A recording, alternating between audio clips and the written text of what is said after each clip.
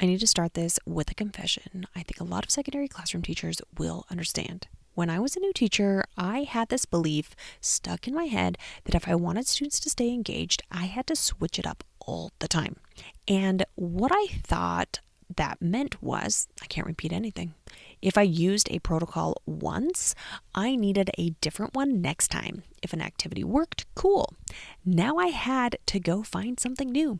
And the result was exactly what you'd expect. I worked really hard and my students didn't always do the thinking because I was spending so much time creating new that I fell back on the easiest thing to deliver when I ran out of time. Me talking, students absorbing, rinse and repeat. So today we're talking about a different approach, one that's genuinely sustainable for the multi-prep classroom teacher. Copy, paste, prep. Not as cut corners, as a teacher hack that protects your brain, your planning period, and your ability to leave school without carrying a crate of work to your car. Welcome to the Secondary Teacher Podcast, the podcast for middle and high school teachers juggling multiple preps to get the strategies to reduce overwhelm so that you don't have to choose between being an effective teacher and prioritizing important relationships.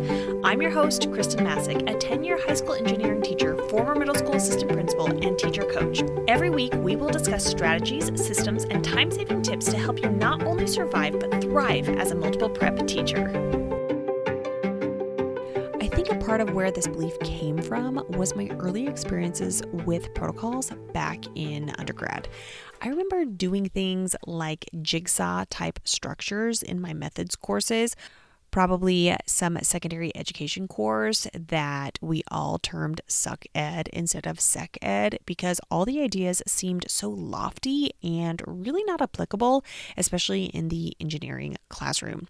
And I remember liking some of the activities at first, but then it felt like we did the same exact things over and over and over. No variation, no purpose shift, just the same routines forever. So I think I absorbed this idea that repeating a protocol automatically equals boring. And my new teacher brain overcorrected. I swung to the other extreme and it decided everything has to be new. Let me give you an example. I got this lesson from one of my professors called the Lego Hotel. The idea was to have teams work together to replicate a hotel structure. They were given time to plan and visit the hotel, to take notes. Then everyone was asked to estimate how long it would take to build. When the build phase came along, the teams that did well had sketched out their idea and everyone had their own assignment. It was great intro to the design process and it worked. Students were engaged, it flowed, it taught exactly what I wanted to teach, and I used it repeatedly every single year for the first couple of days of school and even went to great lengths to make sure that I had all the Lego bits and pieces and parts so that I could pull off this activity seamlessly. And instead of thinking, great, I found something repeatable, I thought, awesome, glad that worked. Now I need something else next time. So I filed it away and never used it again or that structure beyond the first day of school. And I did the same thing with batching. I'd spent a whole planning period making a stack of bell ringers or prepping assessments or pre-assessments. And then I'd get to the next day and realize, cool, I did a bunch of future tasks, but I still have nothing ready for tomorrow's actual class. So I was busy, but I wasn't finishing the right things. Then something shifted. I'm pretty sure it came about when I was tired. I had my classroom already set up in small groups. I had the extra large sticky notes for the walls. I had the markers out, and I thought, what if I just did this gallery walk structure in second period as well? So I don't have to change up my layout. And it worked. Not just because the activity was good, but because I didn't have to rebuild anything.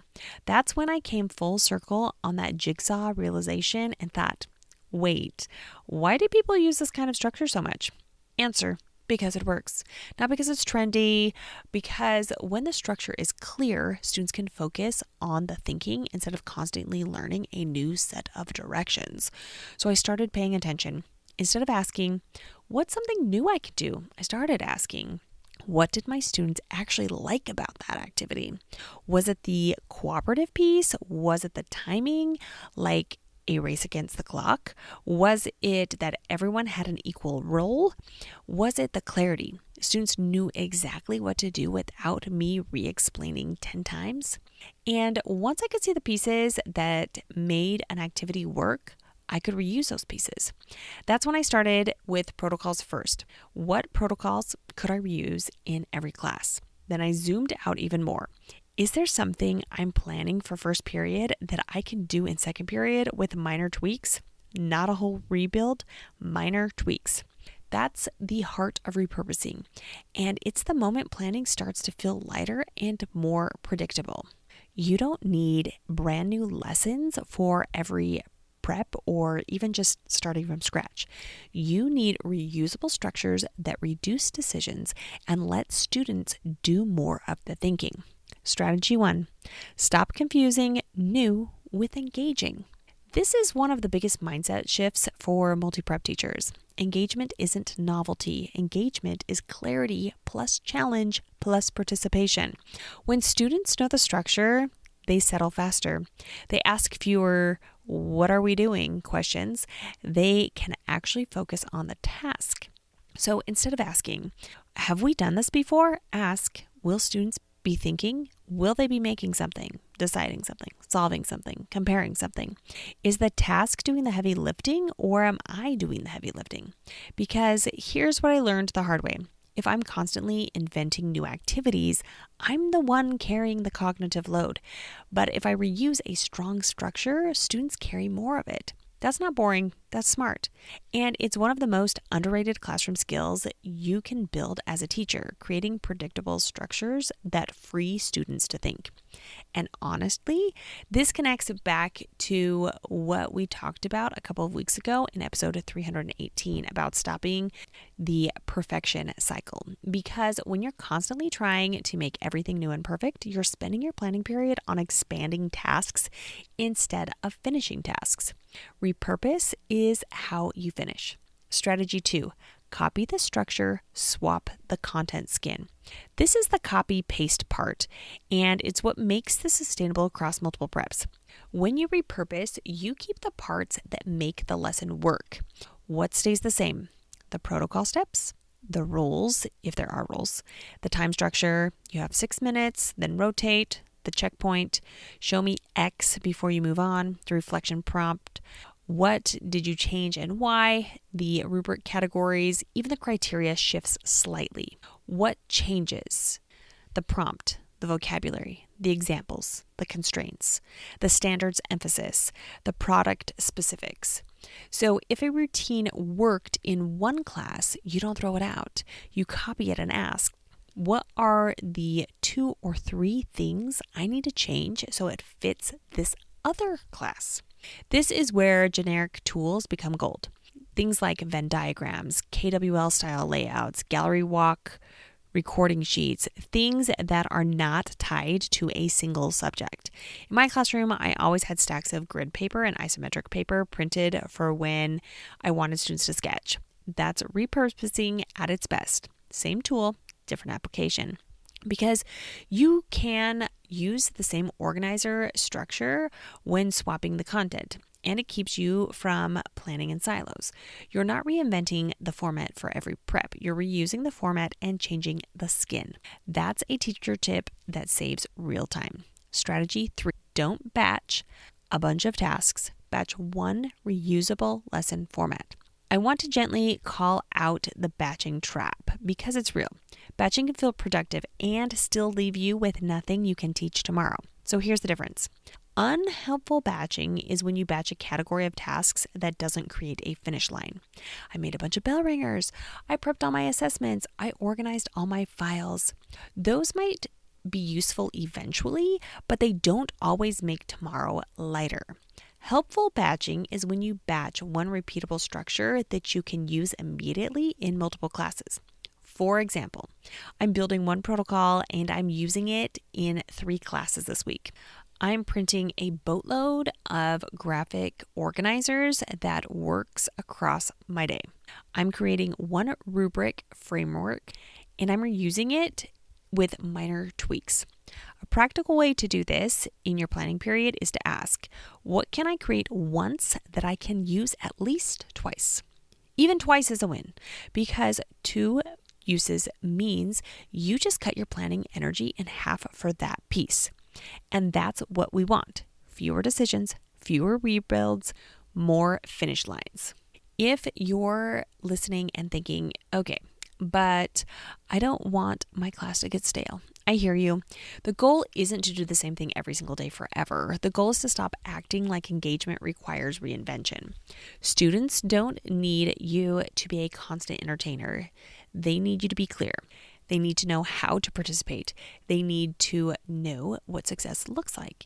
And you need a planning process that doesn't require your brain to start from scratch every Sunday night. Repurposing is not cutting corners. It's honoring your limits. It's how a classroom teacher stays consistent without burning out. And it's how you build a classroom where students do more of the work, because the structure is steady enough that they can. Here's what I want you to do this week. Think of one lesson, activity, or protocol that worked. Something students responded to and you didn't have to constantly rescue. Identify why it worked. Timing, rules, clarity, collaboration, checkpoint, competition, whatever it was. Copy it into another prep and make only 2 or 3 tweaks. Swap the prompt, swap the example, swap the vocabulary or standards emphasis. Teach it again. And after you do, notice what happens. Not just in student engagement, but in your own energy.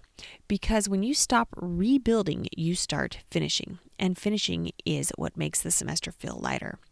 Now, if you want to go deeper into this idea of repurposing and learn specific strategies for reusing lessons, routines, and systems across your preps, I have a workshop called Repurpose Magic. It walks you through exactly how to identify what's worth keeping, how to adapt it efficiently using AI, and how to build a planning process that doesn't require starting from scratch every week. I'll link it in the show notes if you want to check it out. You don't need new lessons to keep students engaged. You need clear structures that let them do the thinking. And you need a planning process that protects your time instead of consuming it. Copy, paste, prep. It's not lazy, it's smart. Until next week, take care of yourself and keep reusing what works. If today's episode was helpful to you, it could be for others. So make sure you share it with your colleagues and tag me on Instagram at Kristen Masick, KRISTENMASSIC. Until next week.